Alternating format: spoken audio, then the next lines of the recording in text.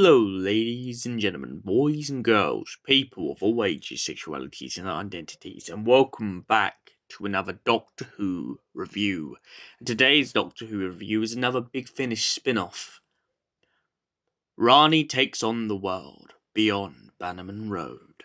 Our story starts where Sarah Jane has passed on, and it seems that Clyde, Rani, Luke, Sky, and the rest of them's lives has really moved on. But Rani now has a popular podcast and seems to be taking on every challenge that comes her way. In the first episode of this box set, here today, Rani and Clyde get caught in a time loop. But they don't know why. All they know that the day started with Clyde introducing his girlfriend, Rani introducing her friend's bar, and the pair of them meeting up for drinks for a reunion with the pair of each other. Lo and behold, when a flying saucer comes flying into Ealing and starts destroying everything, it catches both of their attention. Suddenly, the pair of them realise that they keep having deja vu, but they don't know why, until suddenly they realise that there's a spaceship that keeps trying to take off, and because it tries to go back in time, it's exploding because it doesn't have enough power to do so. The only way to save the day is to stop the spaceship from taking off and figuring out once and for all what's causing it. It turns out that an elderly woman who lived in the 60s met a man from across the stars at a bar when she was very young. When she grew up, she ended up being a part of a household and adopting young little Sarah Jane. But that's besides the point.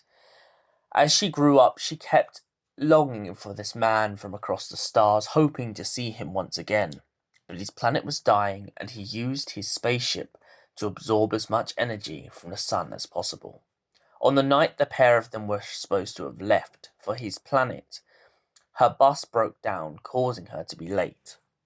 60 years later, the man re-arrives and keeps trying to take off in his spaceship, trying to go back in time and see her once again. But, of course, after many attempts, the old woman goes up to her beloved alien and points out to him that she accepts that he made mistakes, and she's willing to go with him now. 60 years may have passed, but you can't go back and change the past. You must live in the present and make everything okay. Second story in this box set sees Rani and her mum Geeta going off to a wedding of someone she went to school with. It turns out that she is marrying a famous film star, but weirdly, the groom doesn't seem to know anything about his wife or any of her interests, and to make matters worse, all the guests seem to be going missing. After breaking out of a tripping effect that seems to be going on in Rani's mind, she eventually finds that she can't figure out where her mum is. This ruins the whole day, and the bride has to come clean. It turns out that she lured everyone to the island to let the island feast on them and have the perfect day. The bride gives up her agreement to the island, stopping them from feasting on the human population, and of course, setting everyone free. The final story in this box set, The Witching Tree, sees Rani go on her podcast to a house that seems to have a tree through the middle of it. No one knows where the tree comes from, and it wasn't in the building when it was first built. It turns out that the tree has been cursing everyone who scratches or marks it, or even stays at the tree too long. The subtle touch keeps sending anyone who touches it back to the house in which the tree is located. Clyde accidentally drops his foot in on it when he makes a birthing party or a baby shower for his missus, who is currently pregnant in this story. As the story progresses, we soon learn that his Mrs. Phoenix is not indeed pregnant at all. She is a Trojan horse to his life. She has manipulated her way into his inner circle in order to get closer to Rani. She intends to turn Rani into the next Phoenix, and take over the world with a mass army of a legion. Rani at first in the beginning of this story can't seem to get why she keeps saying random numbers, but eventually it becomes evident. This is the amount of the army and the legion. This is the legion strong. Clyde then remembers the fact that Phoenix doesn't seem to like pineapple, which also, evidently, seems to poison the soil of the tree. By using pineapple juice and pineapples against the roots, it makes this tree begin to die.